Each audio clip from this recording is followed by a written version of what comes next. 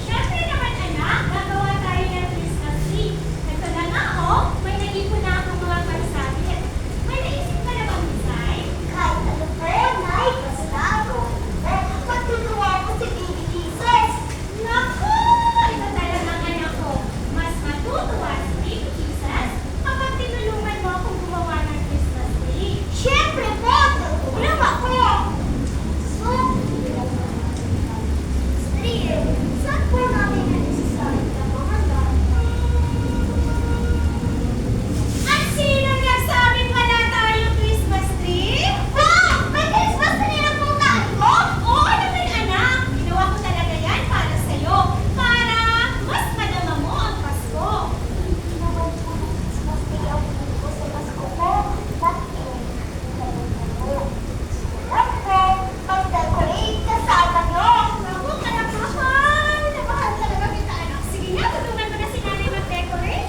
Isang dalagay maglilihi, batang lalaki ang sangko. Oo, tatawagin siya, Emmanuel, Emmanuel. Sana po, pag-ibig ko sa Pasko, may iwagin sa akin si Baby Jesus sa Christmas tree para sa akin.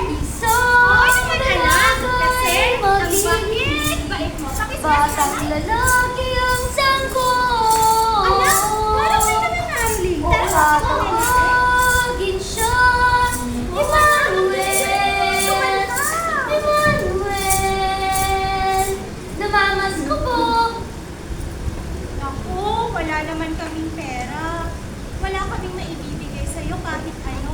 Okay lang ba sa'yo kahit konting pagkain lang? Kaso, hindi rin masarap ang ulam namin. Okay lang po. Ka, may makakain po ako. Sige, ihahanda ko lang ha. Wala ka mang kasama mga ating.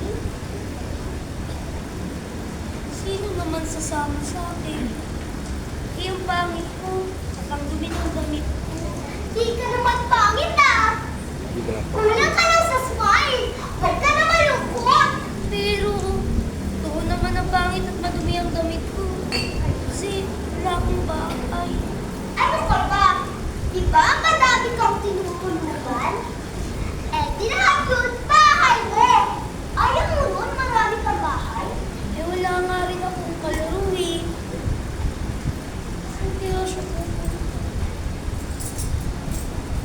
Gusto mo? Sa'yo na lang to? Wow! Ang bait mo naman! Siguro, marami kang ganito? Hindi, nag-iisa lang yan ang laruan ko ah. Tapos, bibigay mo sa akin.